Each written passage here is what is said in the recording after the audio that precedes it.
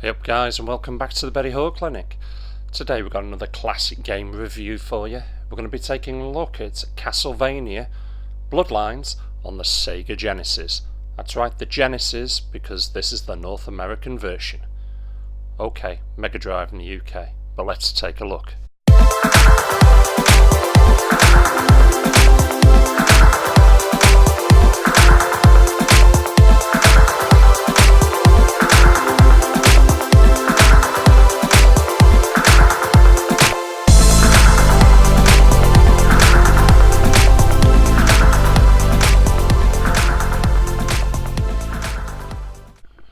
Right, Castlevania Bloodlines. Not called that in the UK, in fact not called that in Europe and Australia. Due to the word blood, it got censored. So if you're looking for the PAL version, you won't be looking for Castlevania, the New Generation. The North American version is possibly the more sought after because it's the more gruesome. Like I said, the word blood was removed from the European or PAL versions if you like. But the other changes are, blood's missing from the title screen, Eric's spear doesn't impale him, monsters were actually changed, i.e. from pink to green, to stop the gruesomeness, and various stages of where these monsters are completely different, so both versions of this game are highly sought after. The game was released in North America in March the 17th, 1994, and was released in Europe the 20th March 1994. Developed by Konami and published by Konami. So let's take a look at this absolute classic of a game.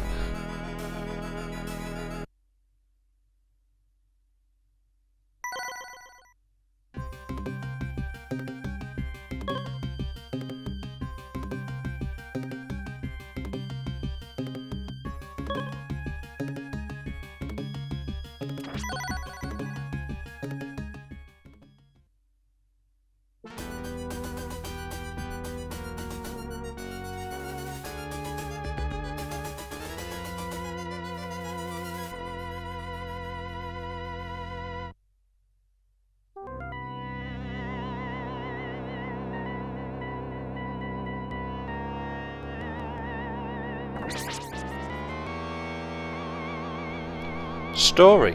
Well, the storyline has the famous legendary vampire named Elizabeth Bartlett in it, who is Dracula's niece, suddenly appearing in the 20th century, plotting sacrificial war in order to bring her uncle back.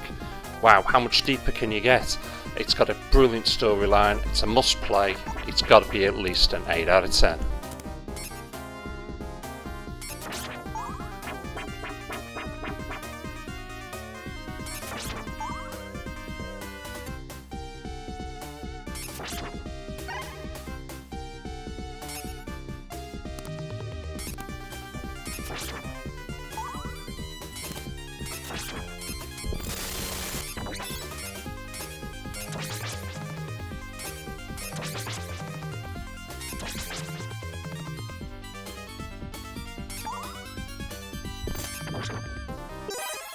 Audio.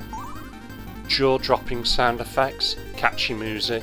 This would have been an instant hit back in the day. And it still sounds good now. Crystal clear. I absolutely love it. Again, 8 out of 10.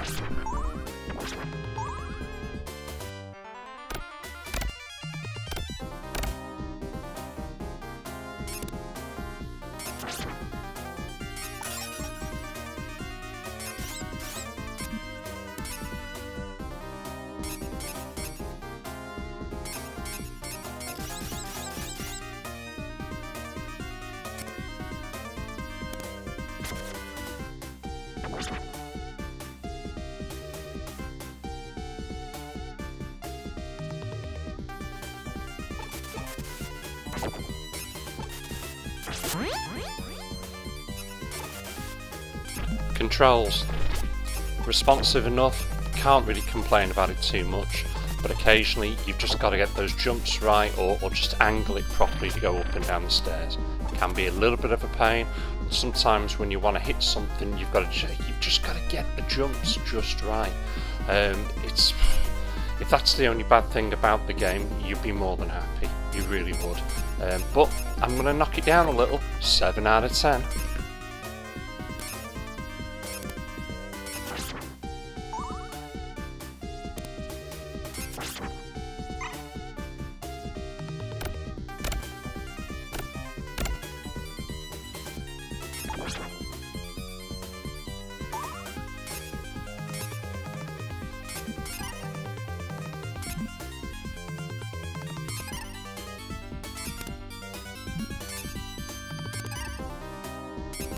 Graphics, just look at it, absolutely look at it, it's brilliant. Tons of parallax scrolling, the colours all pop, you know, the skeletons look like skeletons, the level of detail, it's all there. What is there not to like? It's got to be a 9 out of 10.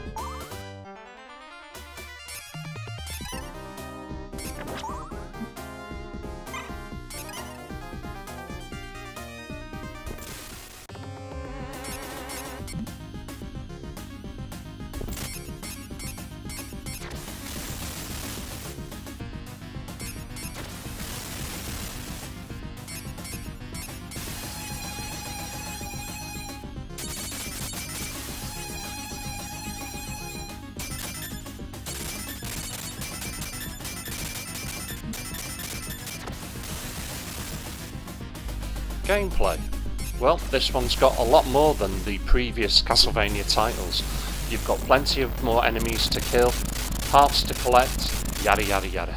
But one of the best things that they put in was sub-bosses and bosses. You've just got more bigger enemies to fight, and back then it was just more bang for your buck. And by today's standards, this is still a fantastic game to play, it really is. And for that, I'm going to give it a very strong 8 out of 10.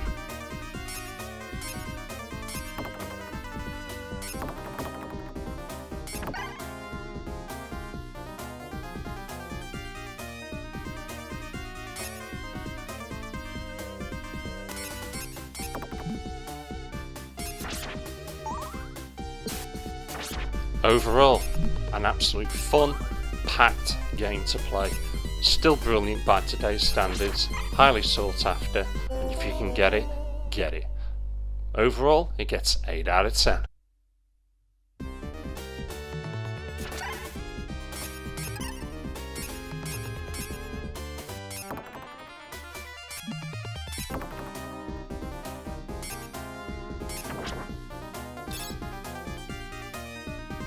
Well, there you have it. My CAC gameplay doesn't do it much justice, but this is actually ranked the 8th best Genesis game of all time.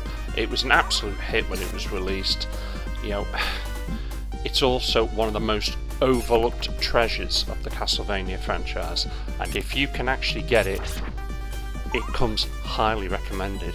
It really does. Well, I hope you've enjoyed this. If you like what you see, then please give me a thumbs up, subscribe for more, and I'll catch you guys again. I'm on every Tuesday and every Friday. So you lot, take care.